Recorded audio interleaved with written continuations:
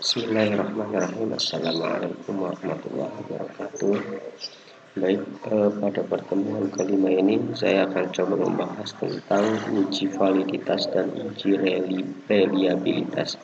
Jadi uji validitas dan uji reliabilitas ini digunakan untuk mengukur apakah soal yang kita berikan pada siswa itu bersifat valid atau reliable gitu. Nah, biasanya untuk uji validitas dan uji reliabilitas ini dilakukan sebelum penelitian. Jadi untuk menguji apakah soal yang kita gunakan itu sudah valid atau sahih atau belum gitu, seperti itu. Jadi ada beberapa cara yang digunakan gitu. Nah, untuk uji validitas ini bisa digunakan untuk soal tes atau soal itu misalnya berupa mata pelajaran yang akan kita ujikan atau kuesioner daftar pertanyaan gitu. Nah, di sini uji validitas ini berguna untuk mengetahui kevalidan atau kesesuaian angket atau soal yang digunakan oleh peneliti untuk memperoleh data dari para responden atau sampel penelitian. Artinya ini kan bisa kita gunakan ke siswa atau kalau misalnya bentuknya kuesioner ya bisa ke seorang gitu yang kita pastikan untuk sebagai responden. Yang kedua, uji validitas product moment person correlation menggunakan prinsip mengkorelasikan atau menghubungkan antara masing-masing skor item atau soal dengan skor total yang diperoleh dari jawaban responden atau kuesioner. Dan nanti ada perbandingan pada produk moment atau person correlation nanti kita bandingkan dengan cara lain gitu kita membacanya. Nah, untuk dasar pengambilan keputusan pada uji validitas, yaitu yang pertama, jika nilai R hitung lebih besar dari R tabel, maka item soal angka tersebut dinyatakan valid. Nah, di sini R hitung itu apa, R hitung tabel itu apa. Nah, kalau untuk R hitung ini biasanya didapat dari uji validitas menggunakan SPSS atau manual ya. Nah, untuk R tabel ini biasanya kita menggunakan rumus atau menggunakan tabel yang sudah ada. Itu nanti kita lihat di sini. Contoh di sini misalkan ini kan DF itu derajat kebebasan, itu misalkan jumlah kuesioner yang akan kita gunakan berapa gitu, atau jumlah responden yang kita gunakan. Taruh misalkan 20. Ini derajat kebebasannya ya, DF-nya. Degree freedom-nya atau derajat kebebasannya di sini dari 1 sampai 20. Jadi kalau kita menggunakan DF-nya 20, berarti kita ambil yang ini. Nah, ini disengaja saya buat. Jadi sebelum mencari tabel R, ya kita harus mencari tabel T dulu, nilai T-nya dulu, T tabelnya. Nah, di sini ada nilai T, ada R tabel. Nanti kemudian untuk R tabel kita konversikan dari rumus yang ini, R sama dengan T per akar dari DF. DF itu derajat kebebasan ditambah T tabel dikuadratkan. Jadi kalau kita mencari nilai R tabel, ya berarti kita ambil yang ini. Kalau nilainya derajat kebebasannya 20, DF-nya kita coba ya. Misalkan DF-nya 20. Sini 20. Untuk tabelnya kita mencari T tabel itu sama dengan tin V kalau pada Excel ya. Tin V dalam kurung probability-nya kita pakai yang berapa? Nah, biasanya kalau dunia pendidikan kita pakai 0,050 titik 05 ya. Jadi kalau enggak titik nggak bisa, kita pakai koma. Nah, kemudian titik koma. Nah, kemudian degree freedom-nya di sini, freedom-nya berapa, DF-nya. Ini kan kita sudah tentukan 20 ya, kita ambil 20. Kita ketik 20. Di sini kita enter.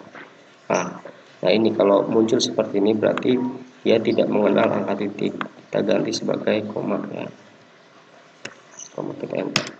Nah, ini untuk tabel T-nya ya. T tabel. Nah, kemudian untuk mencari R tabel, karena tadi kan kini yang dibutuhkan adalah R tabel ya, R tabelnya. Nah, kita mencari R tabelnya. R tabel itu kita konversikan rumus yang ini. Berarti kan T jangan lupa sama dengan buka kurung nilai T-nya berapa, ini kan nilai T ini, atau kita biar lebih aman bikin kurung satu lagi, T dibagi akar itu untuk membuat akar kita ditutup lagi SQIR T. Nah itu untuk akar itu SQIR T dalam Excel ya. DF nya berapa? DF nya itu SQIR T dari 20 ya, SQIR T dari 20. SQIRT 20 itu kalau nggak salah 20 SQIRT ini kan masih akar ya, berarti di luar, berarti SQIRT buka kurung DF nya berapa tadi? DF nya adalah 20 ditambah T tabel atau T hitung yang ini kan, ini kemudian di pangkat itu jangan lupa pakai topi ya kalau di Excel, pangkat 2. Nah, kita tutup lagi sekali lagi karena nomor ininya 2, enter. Nah, ini ada masalah berarti. Nah, 0,423 ya. Nah ini untuk R tabelnya. R tabelnya yang kita lihat ya ini nih, G16 ini adalah ini ya, untuk T tabel, kemudian dibagi SQIRT itu akar, karena di sini ada akar ya. SQIRT buka kurung 20 ini derajat kebebasan yang ini, ditambah T tabel G16 di sini, berarti T tabel dipangkatkan 2. Nah ini sudah didapat R tabelnya untuk degree freedomnya 20 itu 0,422. Nah kita kembali ke PowerPoint ya. Oke, nah kemudian nomor 2-nya, jika nilai R hitung lebih kecil dari R tabel, maka item soal angka tersebut dinyatakan tidak valid ya. Nanti kita lihat contohnya seperti apa. Nah, atau yang kedua, membandingkan nilai sigtutile dengan probabilitas 0,005.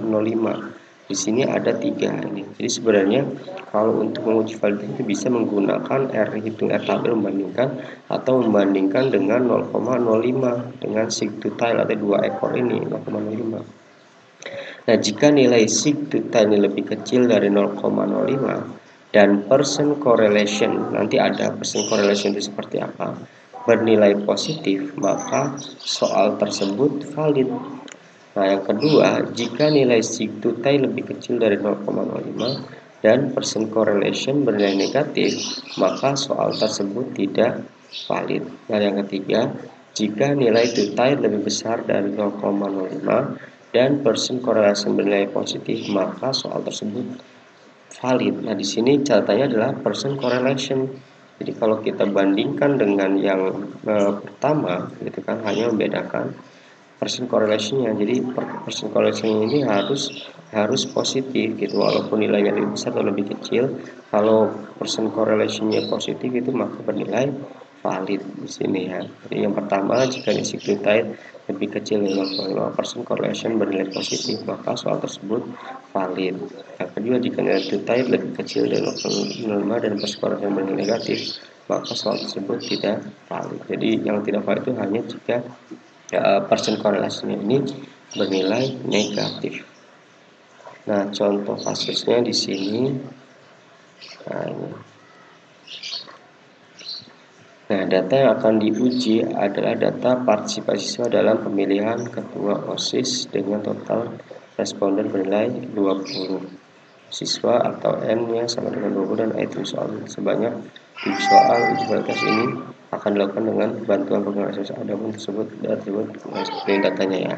Nah, kita coba lihat SPSS-nya yang sudah ada. Nah, sebentar.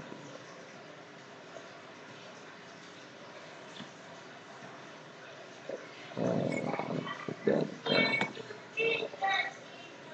Oke, sebentar. Buka.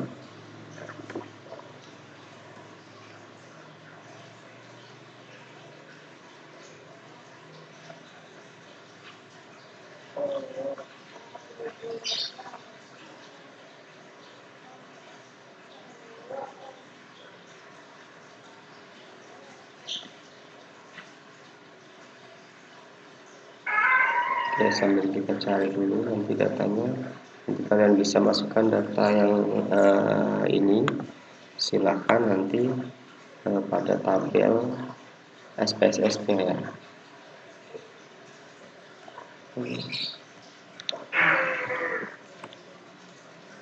Oke, saya cari program SPSS.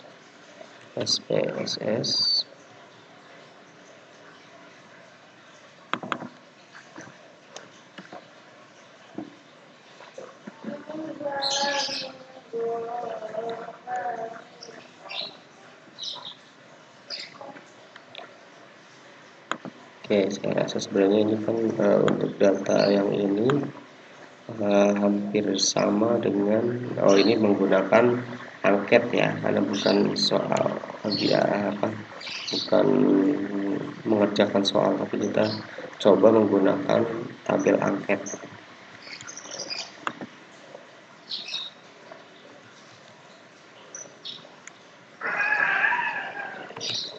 Oke, sebentar lagi.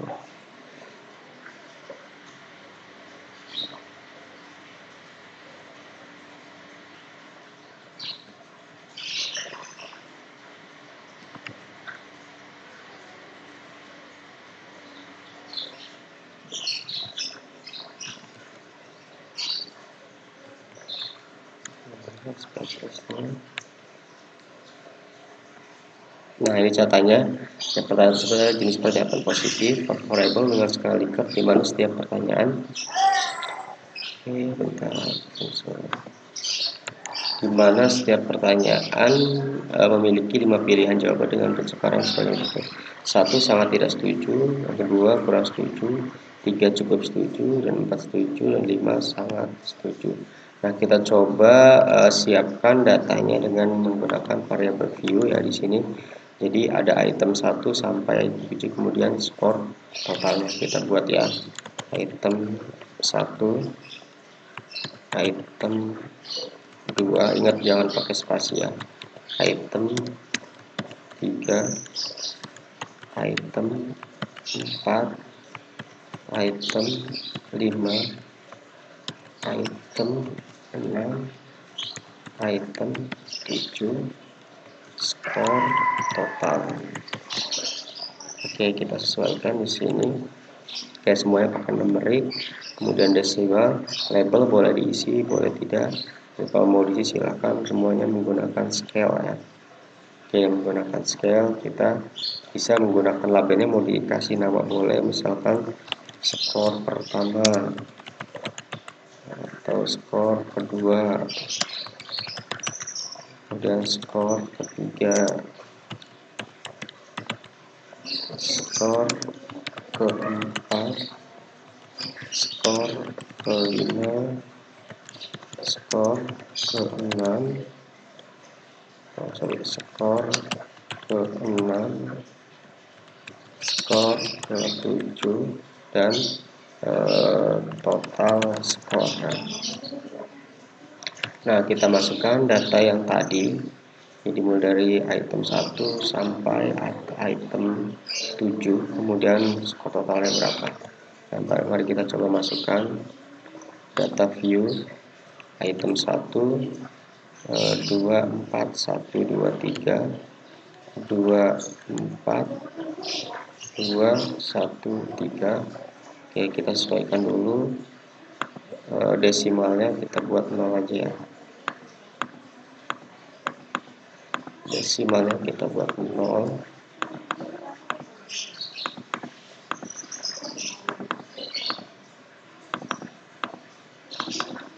Kita kembali ke data view.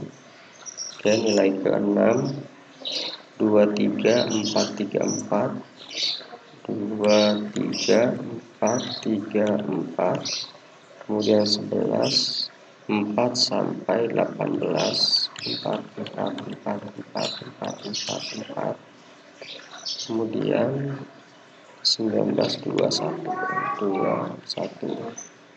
Artinya bisa juga menggunakan angka sendiri ya, ini hanya contoh saja, kalau mau menggunakan boleh pakai yang lain. 3, 5, 1, 2, 3, 5, 1, 2, kemudian 3 sampai poin ke-9, 3, 3, 3, 3, 3, kemudian 10, 42, 42, 42, kemudian 4 sampai 16, oke, kemudian 7, 5, 3, 2, 1, 5, 3, 2, 1. Karena saya filenya tidak ada, jadi ketik nggak pakai manual. Dan 2, 4, 3, 2, 2, 4, 3, 2, kemudian 3 sampai 7, 3, 3, 3, 4, 2, 4 sampai 14, 4 sampai 14, 15, 3, 4, 4, 3, 4, 4, 4, 19, 20, 22. Item keempat, kita lihat yang keempat, 2, 4, 3, 2, 2, 4, 3, 2, kemudian yang kelima, 4, 4, 4, 4, 1, 4, 4, 4, 4, 1, 4, 4, kemudian 3, 3, 4, 3, 3, 4, 4, 3, 3, 4, 4, 3, 4, 4, 3, 4, 4, 5, 18, 4, 2, 2, 4, 2, 2. Oke, item kelima, 2, 4, 3, 2, 4, 2, 4, 3, 2, 4, 2, 4, 3, 2, 4, 4, 3, 5, 3, 5, 4, 3, 5, 3, 5, atau 11, 4, 4, 3, 5, 3, 5, 4, 4, 3, 5, 3, 5, 2, 5, 4, 2, 5, 2, 5, kemudian 4 sampai 16, 4, 4, 4, kemudian 5, 4, 4, 3, 5, 4, 4, 3. Oke, kemudian item ke-6, 4, 4, 3, 4, 4, 4, 4, 3, 4, 4, kemudian 3, 3, 4, 3, 3, 3, 4, 3, 3, 3, 3, 4, 4, 4, 3, 3, 4, 3, 4, 4, 4, 3, 3, 4, 4, 3, 3, 4, 3, 4, 4, 4, 4, 5, 5, 4, 4, 5, 5, 4, 4, 5, 5, 4, 4, 4, 4, 3, 4, 4, sampai bawah ya. Nah, sekarang item ke-7, 5, 2, 2, 4, 4, 5, 2, 2, 4, 4, 3, 3, 5, 2, 3, 3, 5, 2, 3, 3, 5, 2, 4, 4, 5, 4, 4, 5, kemudian 4 sampai 4, 4, 3, 4, 3, 3, 4, 3, 3, 4, 3, 3, 4, 2, 3, 4, 3, 4, 2. Oke, sekarang di skor totalnya, skor totalnya 20, 27, 20, 27, 16, 18, 16, 18, 25, 22, 25, 22, 19, 29, 20, 28, 23, 31, 23, 31, 2927, 2927, 27, 26, 27, 26, 31, 26, 26, 20, 15. Nah, oke. Nah, sekarang sudah dimasukkan semua datanya. Langkah selanjutnya adalah karena kita mencari validitas, kita ambil korelasinya ya, hubungannya seperti biasa, analyze, correlate, kemudian bivariate. Nah, kita pindahkan semua item yang kita hitung. Ini kita pindahkan. Nah, pada kolom ini kita ambil di sini person, posisikan checklist. Kemudian karena kita menggunakan 2 ekor, kita ganti type. Kemudian flag signifikan, kita checklist juga gitu. Nah, oke. Pastikan semuanya pada posisi terchecklist ini. Oke. Oke, kita. Nah, di sini. Nah, yang dimaksud dengan correlate bivariate di sini adalah nilai yang item 1 person correlation seek to tile dengan skor total 0,886. Untuk seek to tile-nya adalah 0,00. Artinya mana yang bisa kita katakan valid? Nah, kita balik lagi pada item sebelumnya ya. Nah, di sini kan untuk mengambil keputusannya adalah kita bisa menggunakan tabel yang di atas atau yang di bawah. Nah, kita coba. Kalau kita menggunakannya R tabel, berarti kita ambil yang ini. Jadi R hitung ini adalah kita lihat pada correlation-nya ini, person correlation nih. Nah, ini berarti skor totalnya. Nah, ini R tabelnya. Jika kita menggunakan perbandingan R hitung dan R tabel. Nah, jika kita menggunakan perbandingan menggunakan 0,5, berarti kita bandingkan menggunakan yang ini. Jadi kita nggak usah menggunakan dua-duanya ya. Jadi kita lihat untuk menggunakan R tabel, berarti kita bisa pindahkan dulu pada tabel Excel misalkan, atau pada ini. Sorry. Ini copy. Oke.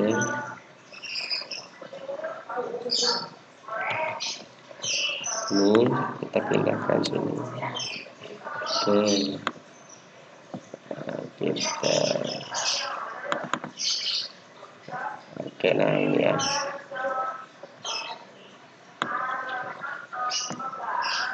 Nah, deh ya. Nah, ini kita tentukan soal kita menggunakan ini aja. Oke, bentar ya. Sini kita posisikan biar muat semua.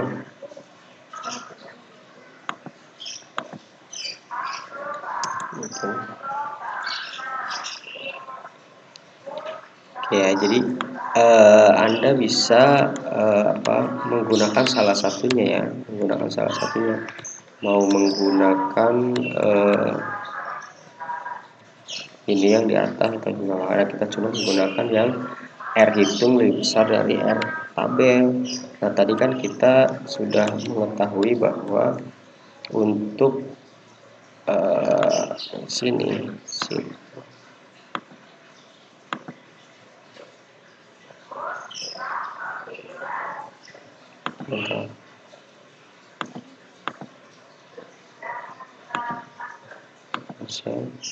nah ini. Oke, nah kita mengetahui bahwa kita menggunakan DF-nya ada 20 sesuai tadi ya. Nah, ini. Nah, kemudian kita mencari R hitungnya.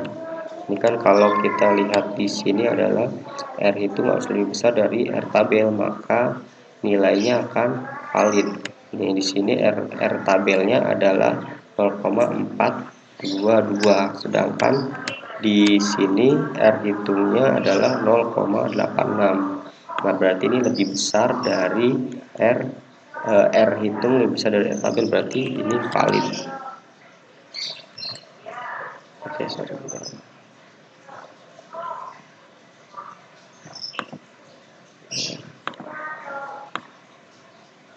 Kita ambil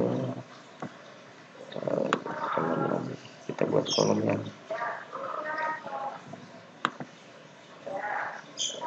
Oke, ini karena lebih besar dari R tabel, valid. Nah, ini yang jadi catatan adalah ini. Oke, kedua R tabel yang kedua ini juga valid karena lebih besar dari R hitung, R tabelnya. R tabel lebih besar, R hitung lebih besar dari R tabel. Ini juga sama, valid, ya kan? Yang ini kan tuh, R tabelnya hanya 0,422. Ini juga sama ya, valid. Ini valid juga. Kemudian yang ketiga valid juga. Nah, sekarang yang kali ini kita lihat yang ketujuh. Yang ketujuh benar berapa? 0,42, ini 0,499, ini juga valid. Oke ya. Jadi semuanya valid jika kita menggunakan perbandingan yang atau yang pertama ini, R itu lebih besar. Nah, bagaimana jika membandingkan sigma dengan 0,05? Nah, ini jika nilai sigma lebih besar dari 0,05 dan correlation persennya bernilai positif, maka soal tersebut adalah valid. Nah, lebih kecil dari 0,05 yang ini. Nah, berarti nilai sigma itu adalah yang kedua. Ini valid, lebih kecil kan, lebih kecil, semuanya lebih kecil dari 0,005.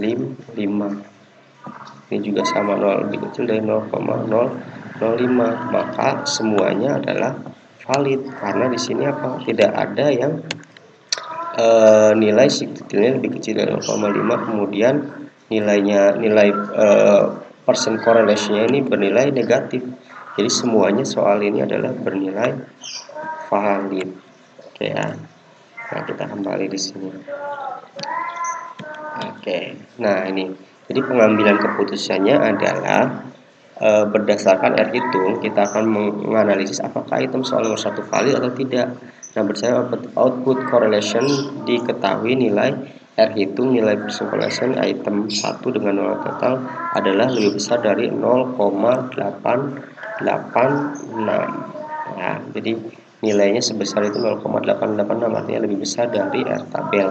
Atau kalau kita bandingkan dengan sigma-nya adalah tidak ada yang lebih kecil dari 0,05 dan nilai persen korelasinya ini lebih atau negatif ya. Jadi semuanya adalah bernilai valid. Nah, langkah selanjutnya adalah mencari nilai R tabel untuk N20 pada signifikansi 5%, dikembangkan nilai R tabel sebesar 0,425. Jadi silakan selanjutnya untuk item-item selanjutnya dibuat kesimpulan seperti ini. Nah, ini. Jadi kita akan melihat kembali apakah itu salah satu output correlation di atas diketahui sigma untuk kebetulan hubungan korelasi item itu dengan misalnya maka dapat valid karena ada valid, maka item soal tersebut dapat dijadikan sebagai pengumpul data yang akurat dalam sebuah penelitian. Nah, untuk mengetahui kevalidan item soal 02 dan seterusnya bisa menggunakan cara yang tadi ya. Nah, ini validan semuanya adalah valid kalau kita bandingkan dengan tabel.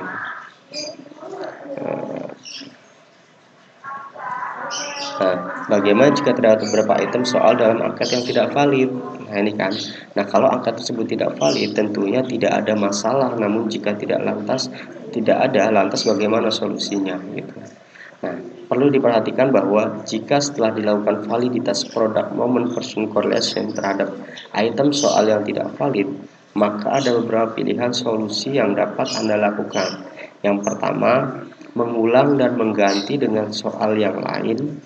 Kemudian yang kedua, mengulang angket dan dibagikan kepada responden lagi tanpa harus diganti soalnya.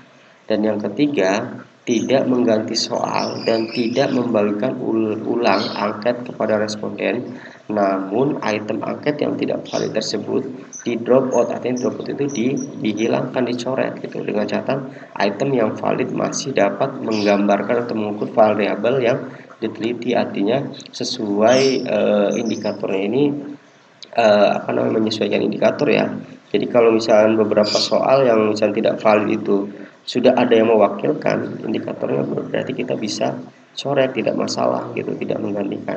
Nah biasanya kalau saya lebih condong ke nomor 3 kalau masing-masing indikator masih ada yang mewakili gitu, seperti itu ya. Nah, itulah untuk menguji kevalidan suatu angket atau soal ya. Jadi bisa kalian pelajari lagi. Oke.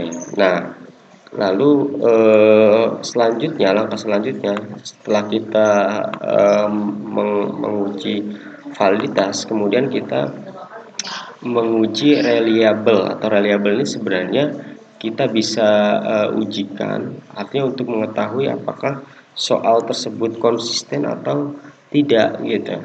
Nah, tujuannya yang pertama, sebelum kita telah melakukan uji validitas, selanjutnya yang harus dilakukan agar angket soal yang digunakan dalam penelitian ini benar-benar dapat dipercaya sebagai alat pengumpul data, maka angket tersebut perlu diuji reliable atau tingkat kepercayaannya. Ya, jadi sejauh mana sih gitu. Yang kedua, secara umum, reliabilitas diartikan sebagai suatu hal yang dapat dipercaya atau keadaan dapat dipercaya. Artinya ini soal kan memang kita sudah uji semuanya valid gitu, tapi kita belum uji lagi apakah soal tersebut dapat dipercaya atau tidak gitu, ajek enggak sih gitu, konsisten enggak gitu.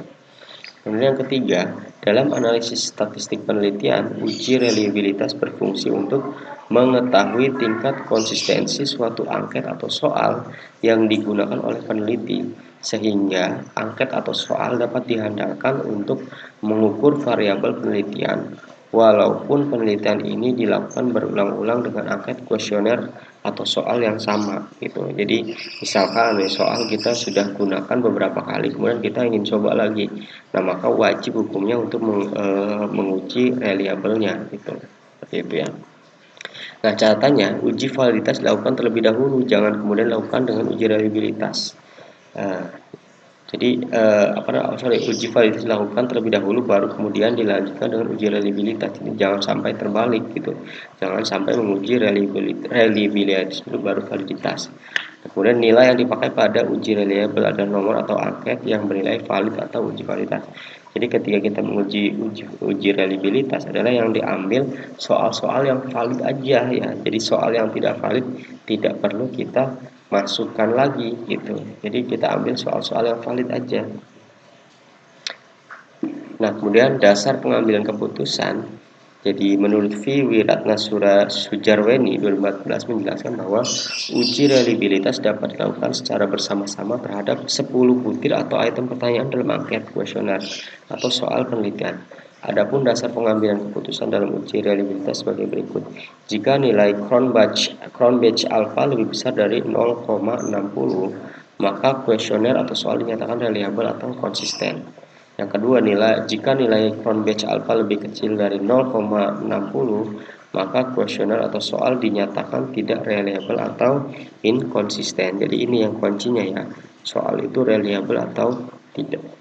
Kita ambil yang nilainya itu lebih besar dari 0,60. Nah, kita lihat nanti Cronbach alpha itu apa sih? Nah, langkah-langkah uji reliabilitas yang pertama, siapkan data tadi ya yang sudah kita uji validitas. Kita ambil nilai-nilai atau data-data yang valid aja gitu. Yang untuk yang tidak valid kita tidak usah ujikan. Nah, maka nanti kalau kita masukkan juga maka nanti akan rancu gitu. Kemudian atur variabel view seperti biasa data pada ini. Nah, oke. Kita ambil semua karena kita lihat pada SPSS yang tadi kita ujikan. Di sini semuanya adalah valid gitu kan. Soalnya ini semuanya valid, maka kita bisa pakai soal yang ini untuk menguji valid. Bisa juga sih nanti, tapi nanti item yang tidak valid tidak kita ikut sertakan atau tidak kita hitung pada uji reliabelnya gitu. Nah, langkahnya adalah seperti biasa, kita ambil analyze, kemudian scale, kemudian reliability analysis. Nah, kita ambil coba di sini. Nah, analysis, scale, reliability analysis. Nah, ini karena semua item yang tadi kita uji semuanya valid gitu kan, maka yang perlu kita perhatikan adalah item-item ini kita pindahkan kecuali skor total ya. Nah, ini karena item 1 sampai item 7 ini semuanya valid, berarti kita semuanya pindahkan. Nah, selanjutnya kita ambil statistiknya, statistik, kemudian scale, if item delete. Nah, ini kan. Nah, oke, semuanya, kemudian tabelnya 0, kemudian continue. Oke, nah kita lihat. Oke. Nah, di sini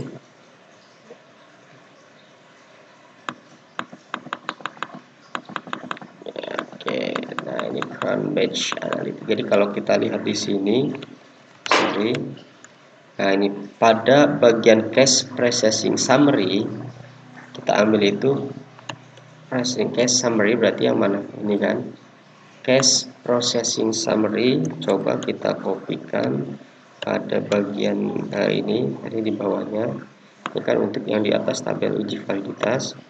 Ini uji reliabilitas.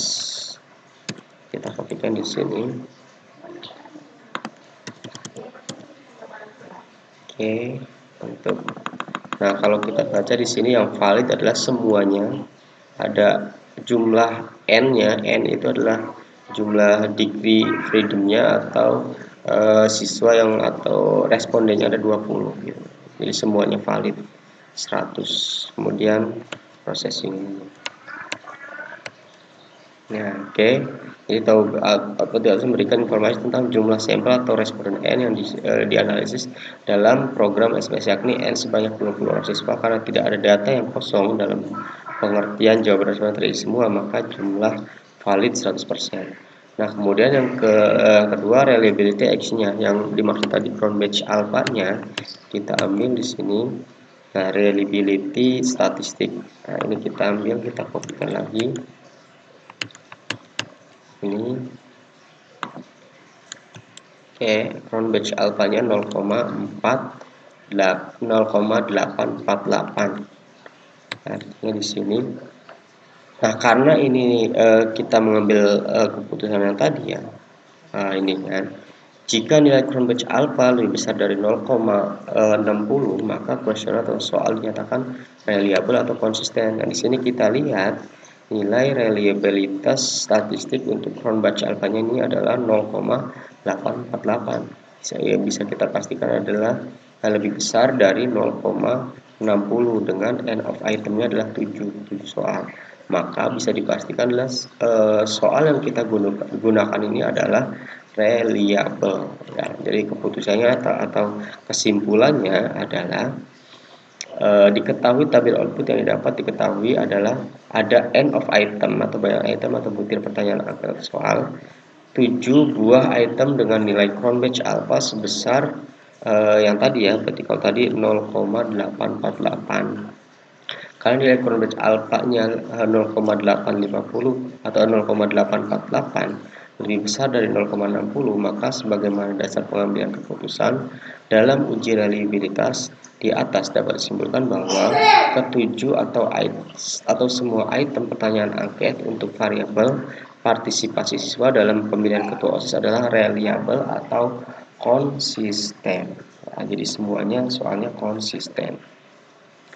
Nah, ini kalau untuk ini adalah tabel output harus memberikan gambaran tentang nilai statistik untuk ketujuh item pertanyaan gitu. Pertanyaan angket, pertanyaan kolom crown batch alpha, if item delete dalam tabel ini diketahui nilai crown batch alpha untuk ketujuh item soal lebih besar dari 60. Kita lihat di sini kan. Kalau kita kopikan di sini di bawah. Nah ini, jadi yang perlu kita lihat adalah nilai yang scale of item delete. Nah ini kan, coba lihat ini. Jadi item dan front batch alpha delete-nya ini. Nanti nilai tiap item yang ini kan. Oke. Dan itu lagi adalah yang dilihat adalah front batch alpha of item delete. Ini, nah kita lihat di sini adalah semuanya pada setiap item lebih besar dari 0,60. Artinya semua kita pastikan semua soal ini adalah reliable gitu. Nah, tidak ada yang lebih kecil gitu. Ini adalah kesimpulan secara keseluruhan. Kalau ini adalah kesimpulan untuk setiap itemnya. Oke.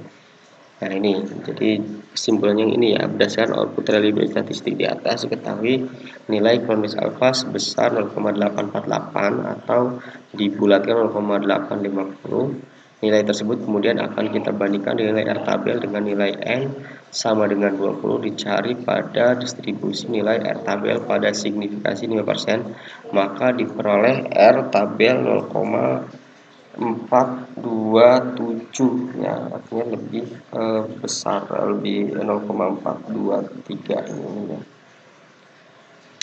Kalau di ini ya. Oke. Karena nilai front alpha lebih besar atau dari 0,423 tadi R tabel yang ini gitu kan udah kita cari maupun R tabelnya, kita bandingkan front batch alpha-nya adalah yang ini. Front batch alpha itu yang ini kan 0,48, kita bandingkan dengan R tabelnya 0,422. Artinya ini bersifat reliable. Oke, baik, itulah penjelasan dari saya terkait uji validitas dan uji reliabilitasnya. Nah, silakan nanti Anda coba latihan dari soal yang sudah ada atau soal-soal yang tadi saya jelaskan, boleh dicoba lagi kemudian Anda kirimkan pada Google Classroom ya, sebagai bahan latihan. Oke, baik, kurang lebihnya mohon maaf ya untuk pertemuan ini. Nanti bisa kita ketemu selanjutnya. Kita cukupkan. Bila itu hidayah. Assalamualaikum warahmatullahi wabarakatuh.